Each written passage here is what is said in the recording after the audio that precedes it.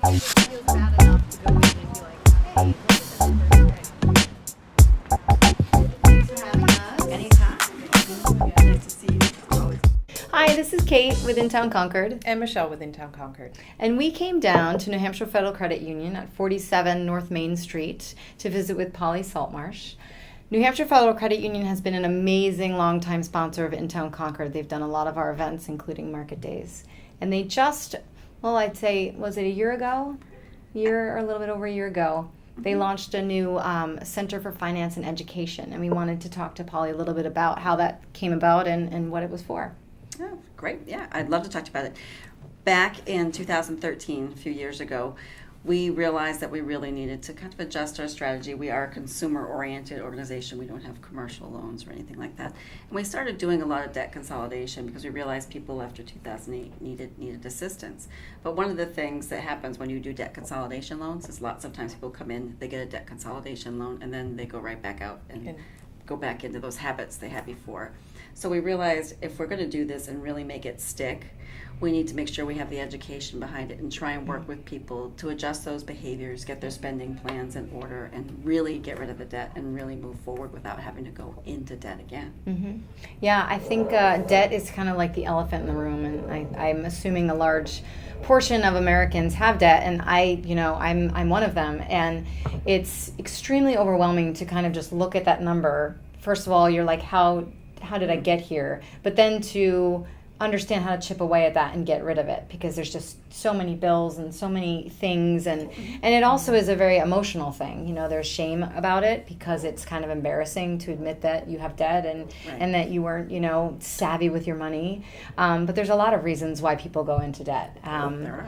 So, because that is such a common topic and most people can relate with this, do you have some, just quick suggestions on how people can look at it and just the first step to chip away? Absolutely, but I will say one thing so you know, just as an interesting fact. The credit cards really didn't start getting used until the 1970s.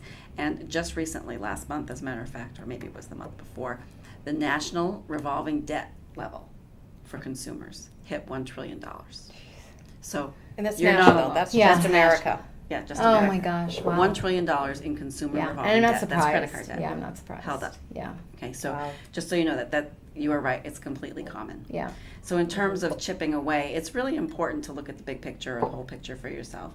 But what I usually tell people is it's really important that you sit down and you figure out what you have, get your annual credit report, and take a look at what's out there. Yeah. What's the total balances? Don't freak yourself Right, out yeah. over the total balances.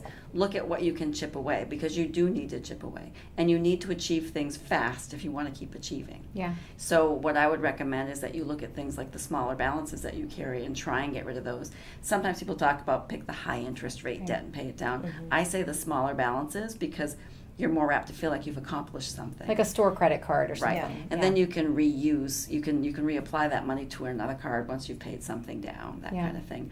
Or, you can build up your savings with the money that you're not using on a credit card payment.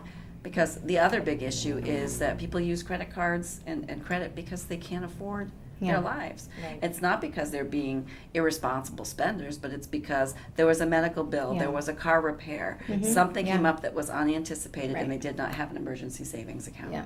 Yeah. So while you're paying down debt, you need to build that emergency savings and have that so you don't have to go back into debt again. Right. That's really important. Yeah. Making sure you have something to back you up. Right. Start with a small dollar amount and get there. Yeah. Make it It's a $1,000. really good, yeah.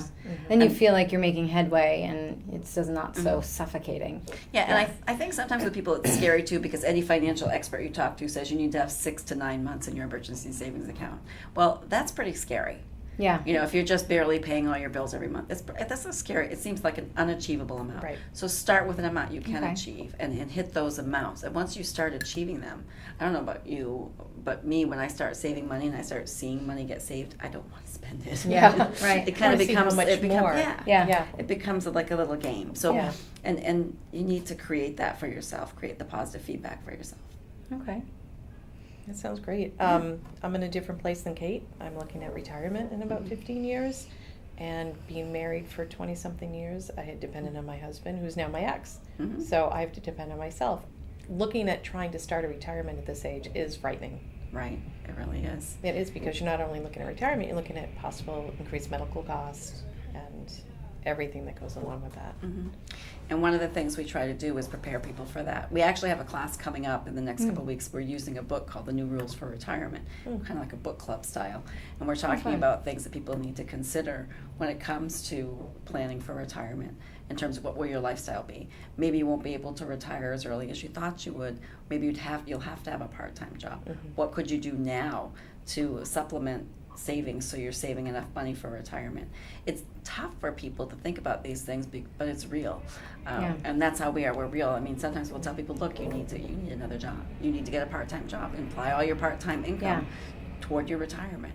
You know, if you want to do this. Right, if you want to do that, yeah. There's things that sometimes you have to do, and ways that you can do them. And we try and work with people to help you get to at least feeling like you're filling in the hole. You know, and I have attended one of your classes, and I'm so glad I did. It gave me so much information just to start for a foundation, to take charge and own my own finances. And I think if anybody out there wants to take charge and own your own finances, come on down to New Hampshire Federal Credit Union and take a class from Polly. Oh, absolutely. Or our CEO, John Young, he teaches the classes as well, and he's very, very passionate. Yeah. You know, there are a number of us who will teach class. We have a class on getting a grip on your credit, building a spending plan, retirement classes and things like that. And it's free to everyone. You don't have to be a member. You don't have to be a member. It's free, open to the public. And again, we're here to make a difference in people's lives, a positive difference. I mean, the way we look at it is, if you're doing well financially, or you feel like you're doing well financially, then we're going to be in great shape too, right? Yeah. Right. So that's what we want.